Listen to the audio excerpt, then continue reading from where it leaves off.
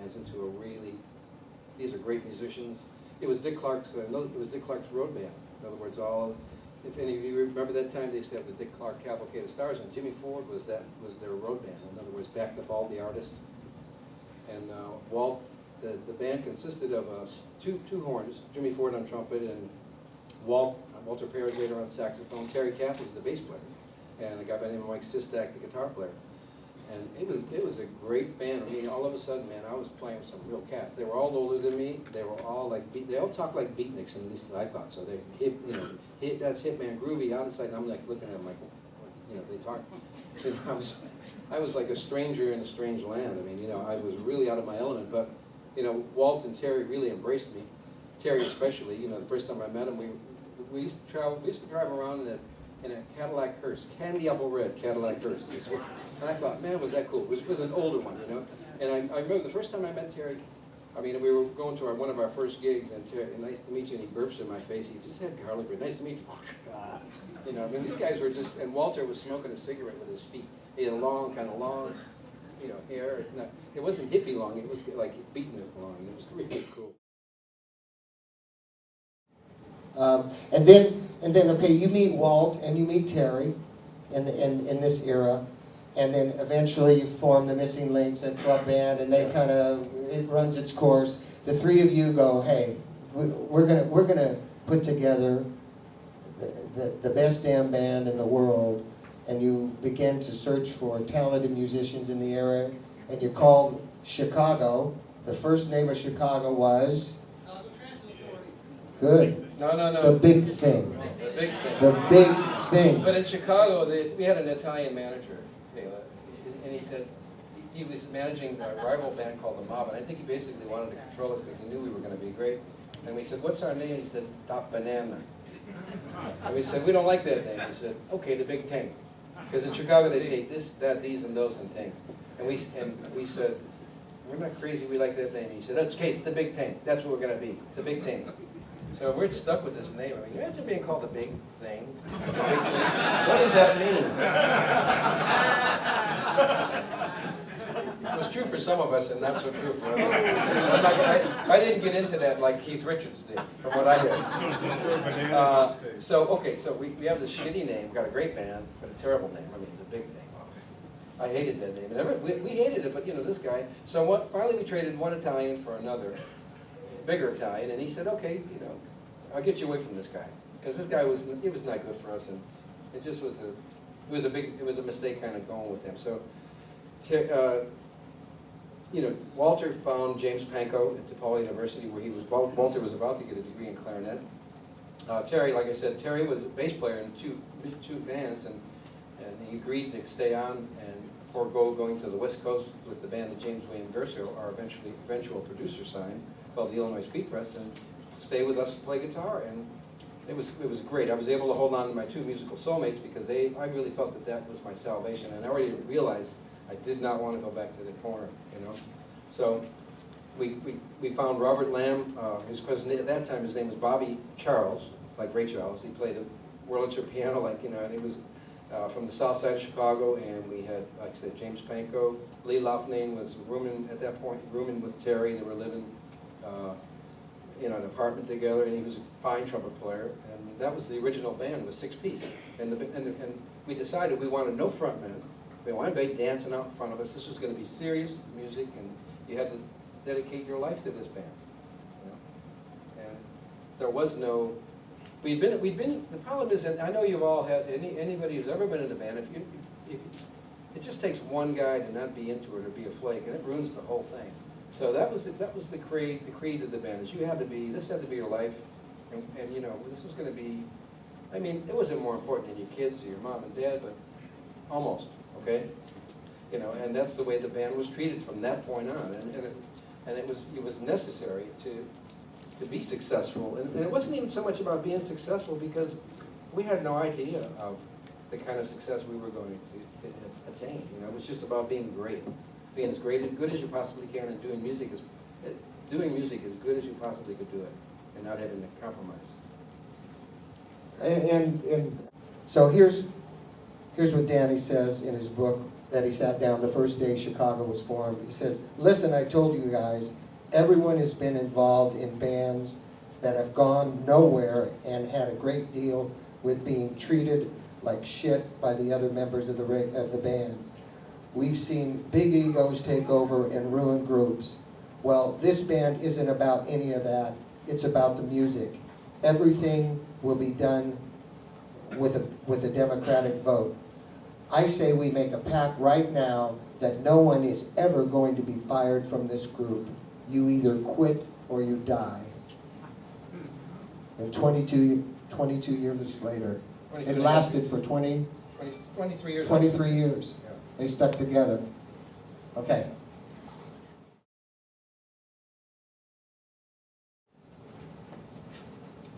Then you moved to Hollywood. Yeah, that was great living. That was really an important. Well, no, before that we inducted Peter Cetera into the band because Peter was known in the city as really one of the best singers and a great bass player, and he was really in demand. And he had a falling out with this band called The Exceptions, and I got wind of it. We were on a gig together. Actually, we were opening for them, and it just blew him off the stage. And so he got a chance to hear the band, and I said, Peter, you need to join this band. We've really got something going, and I think it's special. And he was pretty leery at first because he's a pretty skeptical guy, and he's not easily sold. And also everybody wanted him because he was one of the top draws in the city. So, when I finally convinced him, and I know I just about hounded him to death, because I could be that way, and finally got him to agree to try and join the band. And at that point, I felt like, how could we go wrong? You got 3 great singers, you got amazing musicians in the band, and unbeknownst to us, really, we had a great songwriter in Robert Lamb. I mean, because once we decided to go, we signed with James William Guercio at that point because he came back to hear the band after realizing that Terry passed up this great opportunity to play in his band, and he said, wow, this is an amazing band, I want to sign you guys. So at that point, he decided to bring us out to the West Coast. There's much more to it, but I won't bore you with, you'd have to read the book because there's a lot more detail in the book, and there's a lot more to it in between all of this, what we're talking about, to kind of encapsulate it though. At that point, we got into our cars. I drove with Walt, he pulled a trailer, and Peter had his Volkswagen, he had a Bug convertible, and Jimmy had another car pulling trailers, and the rest of the guys flew. And Jimmy put us up in a house in Hollywood. This is 1968, the summer of '68. And we lived in this 2-bedroom house for, before I was married, I had a child, and Walt was married, had a baby girl, and Peter was married, didn't have a child, but so it was really lean. I mean, it was scary lean. It was scary lean because so Guercio gave us $40 a week each to eat, which was enough to keep us fed, and paid our rent, and we set up all of our equipment in a room.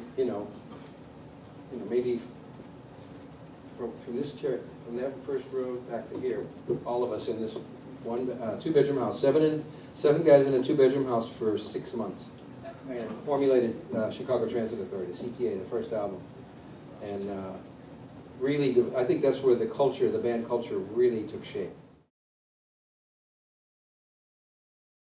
So you make the first album and you're out promoting it, you're starting to get some really good work, live performances with some big groups. So you come up, the San Francisco scene is happening, and you come up to San Francisco and you're going to play the Fillmore, and you're standing there and you're watching Janis Joplin, and she's pretty special.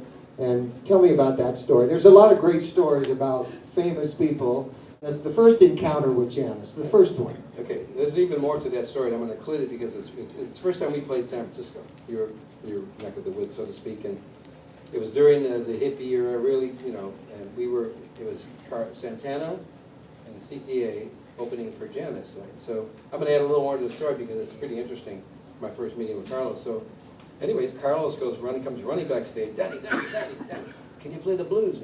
Because it was Santana Blues Band, right? I said, I think so, I'm from Chicago. I said, it's just like, hello, I can play the blues. So anyway, so he says, my drummer didn't show up. Can you come play? And I said, man, please. There's like, it's really 2,500 people out there, whatever the Fillmore held. And so I go play a set, sight unseen, and it was really cool because that was a great beginning of a friendship, you know, because and I did well. I mean, I basically learned, that's where I've learned to develop. I already had good ears, but I had to use my ears to listen for endings and beginnings. And we got through, we did a good job, and then I just stayed on my drums. We came up, played our set, did really great. And then I watched Janis from the side, and I'm thinking, wow, this is big time, you know. She's just kicking ass, right? So she finishes her set, and she's, you know, I'm kind of meandering backstage, and she can't really get around me, and she said, "Is there any kids here?" He's used to it. He's used to it? Okay. He says, "Get the fuck out of my way." You know, and real bitchy, and I turned around and I said, "Who the fuck are you talking to, bitch?" And she went, "No, I'm serious. I mean, you know, I wasn't used to being talked to that way, and neither was she. She went. And some of her guys kind of got in my face, and I said, "Okay, let's go." And they went, no, because they were really, you know, I don't make it sound like I was such a great guy. It was just, it was all knee-jerk reaction. And so anyway, they walked around me. She's looking at me like, "Who's this crazy man? This is Charlie Manson." Because I did kind of look like Manson. I had the Pooh Man shoe and the hair, you know, and the wild Italian eyes, you know. Because she really pissed. I was not used to, you know. It was just, it was an instinct. So she comes, but then backstage, she kind of comes. I was off in the corner. She comes by me and she says, "You know what? I'm really sorry. That's not really me. I was just uptight." And I said, "You know, it's fine, and I'm sorry. I encouraged, you know, said that to you." And we became really great friends after that. And I got to see the really sweet side of Janis, and she had a beautiful, tender side to her. Honestly, I wish, you know, maybe if you read books, you've seen pictures of her with that fur hat and stuff. I mean, she was a sweetheart, and she took us out on the road, opened up for her, and it was the beginning of a really nice friendship. And I didn't have sex with her. If you're wondering, we actually probably that's why we were great friends, and so that's the Janis Joplin story. You did a lot. Hendrix. He was really cool. I mean, Hendrix. We became the house band at the Whiskey in L.A. in 1968, and one night we got off stage and we into our dressing room. There was Hendrix there with Mitch Mitchell, and I'm going, "Holy shit," you know. And Hendrix goes, "You guys are the best band I've ever heard in my life." And I was like, "We're going." At that point, we were listening to him constantly, and Mitch. You know, Mitch was a drum hero of mine. So it was like, wow, you know, just like, and things were really starting to take shape at that point. You know, when we hit LA, it wasn't all, you know, it wasn't at all. But this is where it really started. When Jimmy heard us, every interview he did for the next 3 months, he talked about CTA. You got to hear Chicago Transit. They're the greatest. Terry Cass. One guy said to Jimmy in an interview, "How's it feel to be the best guitar player in the world?" He said, "I'm not. Terry Cass is." I mean, I don't know that Terry would agree with him, or anybody really, because when someone is that great, they're great in a different way. But Terry was one of the greatest of all time, and what a tragic loss he was. But and then Jimmy took us on the road. So we had two of the biggest rock icons bring us out to open up for them, and it was something that I'll never forget. And I always try from that point on to help younger bands. The Doobie Brothers, they opened up for us. Seals and Croft, even Steely Dan opened up for us, and Bruce Springsteen opened up for us at one point. It wasn't a good experience for him, but he opened up for us. You know, it wasn't because we didn't get along. Our fans didn't like him, but you know, we always got to help the younger. And I think that's the way they felt. And it was, I mean, they wouldn't have done it if they didn't like the band or respect the band. But just having someone like Janis and Jimmy respect us that much gave us so much confidence. I mean, an example, we were playing the Dallas Pop Festival, and we were just starting to take off, and it was with Led Zeppelin and Janis. And the promoter comes up to us, and he said, "You guys are closing the show." I said, "What, are you crazy?" And he said, "Janis and Zeppelin won't follow you guys." I mean, that's like God and the Holy Ghost or whatever. I mean, it's like, how do you follow Janis Joplin and then Led Zeppelin? And you know, we did okay. I mean, it was 150,000 people. And it was like, that scared the pants off me. I mean, like having to follow them. But the band in those days garnered a lot of respect, and it was really good, not just for the confidence, because you know, you really need that validation, especially at that point in your career. So we had a lot of great things happen to us in the early days.